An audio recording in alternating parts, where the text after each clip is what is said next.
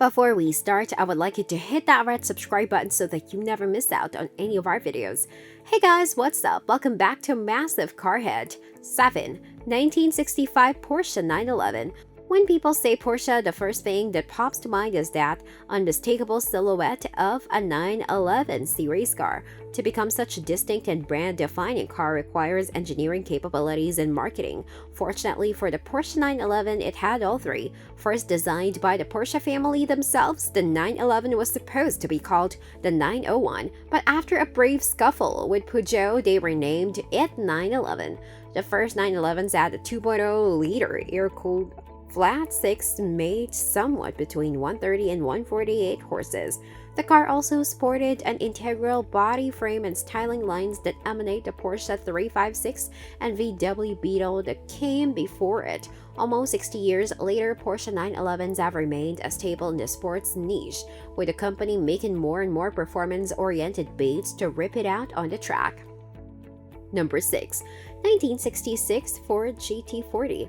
Arguably the most iconic American sports car, the 1966 Ford GT40 was the Ford that established U.S. capability in the world of international motorsports after their 1-2-3 finish in Le Mans, beating Ferrari. Part of what makes the car special is its design, being so optimized for aerodynamic efficiency that it gives the very iconic flat-top silhouette.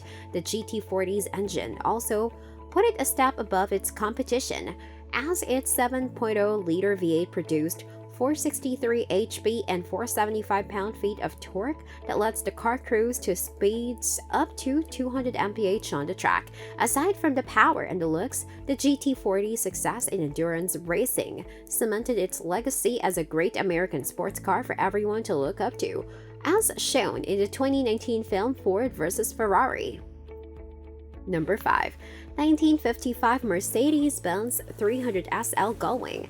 You've heard of suicide doors and scissor doors, but none are as iconic as the Gullwing doors that the 1955 Mercedes-Benz 300 SL Gullwing showed off. The design was so striking that Mercedes themselves recreated the doors almost 60 years later on the Mercedes SLS AMG. The 300 SL Gullwing's exterior styling makes it so desirable that units regularly fetch millions of dollars in auctions. The interior matches the exterior's beauty with luxury fit for the era they came from. The car carried a 3.0-liter straight six that topped off the already amazing car with 240 horses that pushed the car to a top speed of 161 mph. The 300 SL even won Le Mans with a 1-2 finish and a 1-2-3-4 at the Nürburgring. Number 4. 1963 Aston Martin DB5.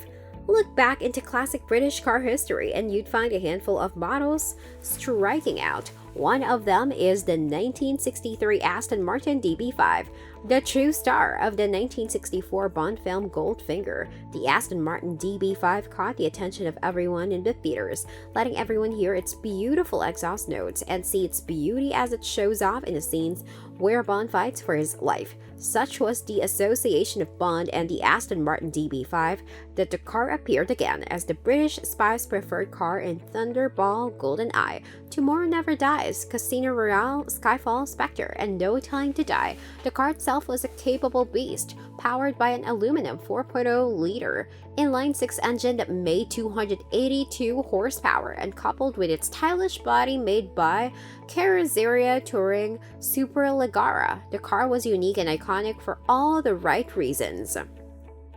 Number 3. 1970 Plymouth Superbird. Ever heard of a race car so fast that its racing series outright killed it? That's exactly the story behind the 1970 Plymouth Superbird, best known for being the trusty steed of Richard. The King Petty Superbird was designed to go as fast as its aero will allow it. The aero was the exact reason NASCAR removed from racing. They made the cars too fast.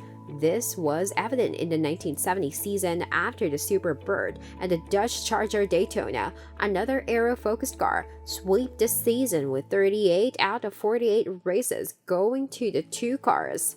Number 2. 1961 Jaguar E-Type.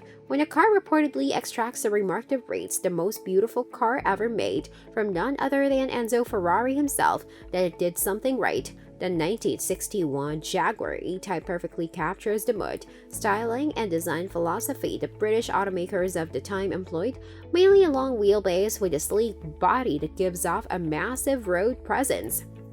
Production ran from 1961 to 1968, with Jaguar developing the car further over those 7 years. From the Series 1 to 2, the car used an inline-six engine measuring 3.8-liter and 4.2-liter respectively.